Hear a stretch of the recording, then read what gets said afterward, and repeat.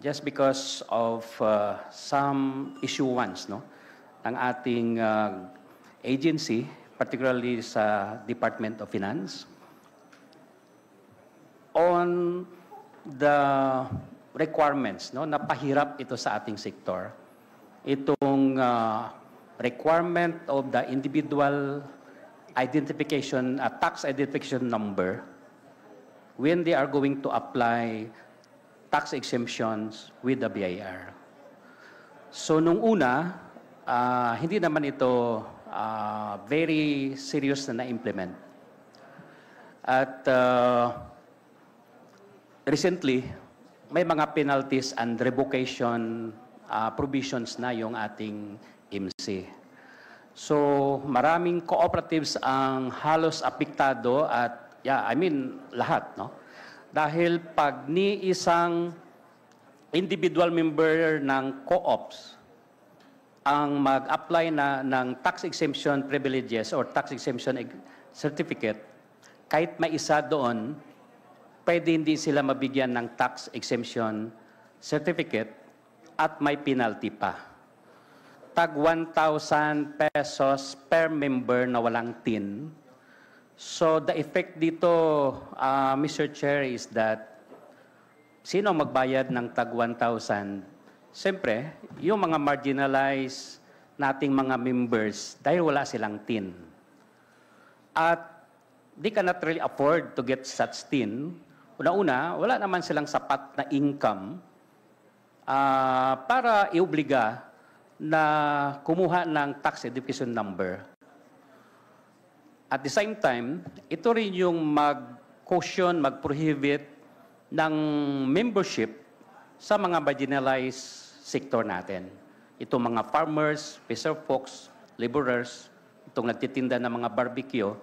Dahil pag wala silang TIN, yung mga co-ops natin, they have no recourse is pa-dismember sila para hindi mapiktuhan yung cooperative na mag-operate. Dahil kung hindi, they cannot avail the tax exemptions. Okay, so that's one effect. And then the other one, of course, pag may gusto pang mga farmers, fisher folks, or any informal or mga maliliit nating mga taga-tinda na gusto magpa-member sa co-op, ang co-op has no recourse na i-accept pa yung kanilang membership. So sino ang naapektuhan dito? Of course, itong mga marginalized people natin, na ito yung concerns natin na dapat tulungan. Sila yung unang apektado dito. So, yung mga regular employees, yung may mga income, wala tayong worry doon dahil una-una may mga TIN na yan. So, again, Mr. Chair, matagal na rin natin na kinakausap dito yung ating BIR. Una-una, we are thankful that the Cooperative Code in 2008, nandyan yung privileges of tax incentives for cooperatives. But then, ang nangyari, nadagdag itong mga requirements na wala namang connection ang individual TIN with regards sa application ng cooperative to the BIR kasi si co-op may TIN din.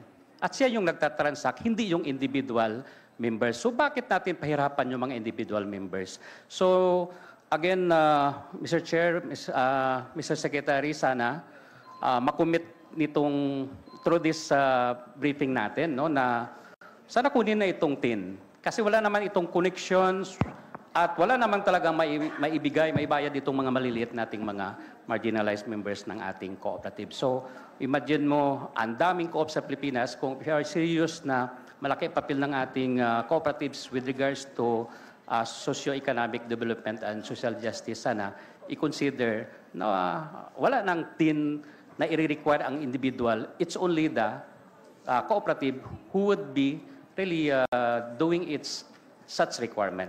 So yun lang, Mr. Chair, sana makomit ng ating Secretary tonight. Your points are well taken. We will take a second look at the policy.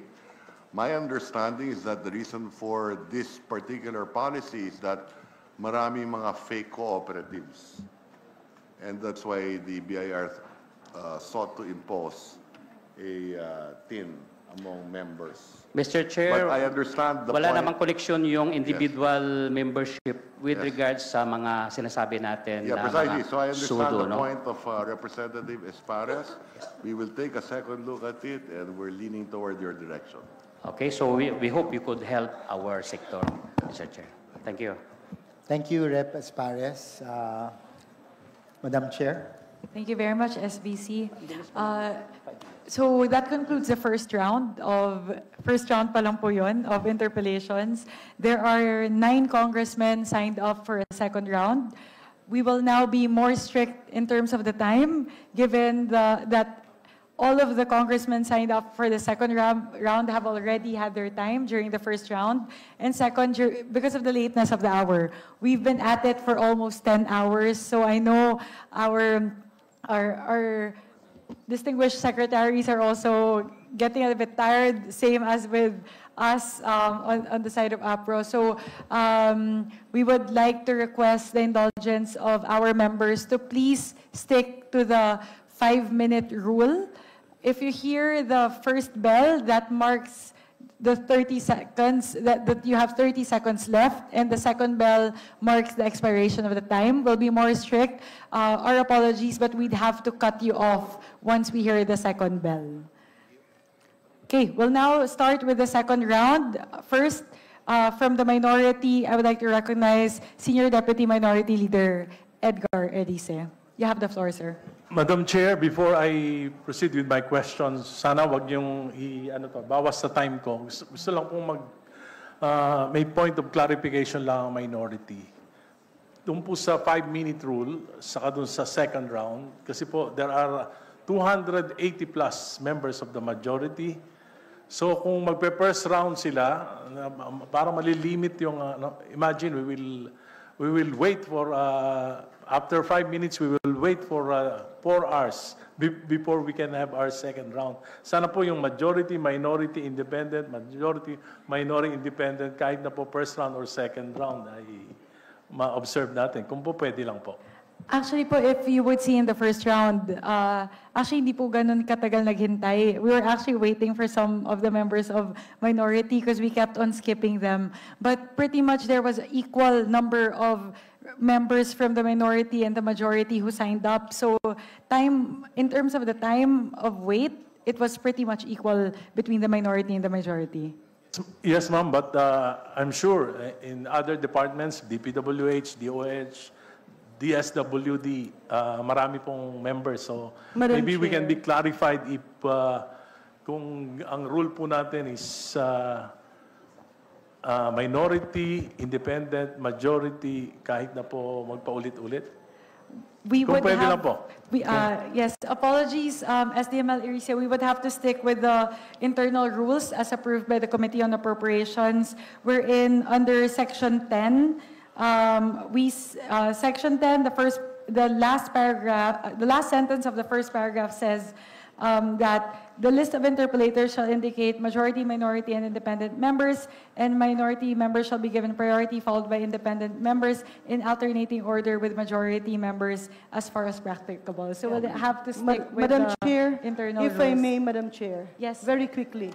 DS Madam Green. Chair, with due courtesy to a person that I truly respect, our Senior Deputy Minority Leader, for the record, we always do first round as first round, second round as second round, regardless of the number of the members of the majority and the minority. With that, with due respect, Madam Chair, maybe the Honorable Erice can refer his recommendation to the Committee on Rules, but on behalf of the majority, that will serve as a precedent to all other committee hearings. With that, Madam Chair, may I respectfully request that we go back to the issue that is being discussed. It's now the time of the Honorable Erice to interpolate. Yes, Representative Tino. What is the nature of the point of order? Point of order. I cite the rule that was just read by the chair with regard to the terms majority, minority, and independent. There was no mention whatsoever in those rules regarding a round 1 and a round 2. It simply said that interpellations should follow that order. Is all I'm saying, Madam Chair. So in fact, Congressman Erice has a strong basis for citing, asking that the rule be strictly applied. Madam Chair, with regards to the point of order of our honorable distinguished colleague, what is the specific point that he is referring to? Was it the rule cited by the honorable chairwoman or the query of the honorable Erice? I am invoking the rule cited by the chair, which simply states that the interpellations will follow the order of minority followed by majority followed by minority followed by independent followed by majority. There is no mention whatsoever in our internal rules about a round 1 and a round 2 and the minority having to wait until the end of the round 1 for them to begin the round 2. The rule, again, simply states that the order shall be Madam Chair, minority, independent, yes, majority. With your Madam indulgence, Chair. the subsequent rounds may be allowed by the chairperson. So the fact that I am allowing for subsequent rounds is, or like it's permissible by the chair, but not necessary. So again, we are doing this to ensure that deliberations are done thoroughly, and we are able to scrutinize the budget thoroughly as well. But again, if it's a matter of the waiting time Yes, between the first round and the second round, may we please stick with how we've been doing it today, which is we exhaust the number of members in the majority and minority and the independent block alternately rather on the first round, and then move to the second round and do that. Would that be Yes, acceptable? Madam Chair, in order not to belabor the point, we'll just write you a letter. Maybe we can discuss. Yes, we would have to discuss, and I would have to refer that to the Committee on Rules, as this would set a precedent for all the other committee hearings as well as the plenary deliberations. Thank you, very Madam much. Chair. SML Erice, if you may please proceed with your second round of interpellation. Yes, bibilisan na po natin. Thank you, Madam Chair, our distinguished secretaries. In the 2025 budget, DOTR was foreign assisted projects was defunded by about 157 billion.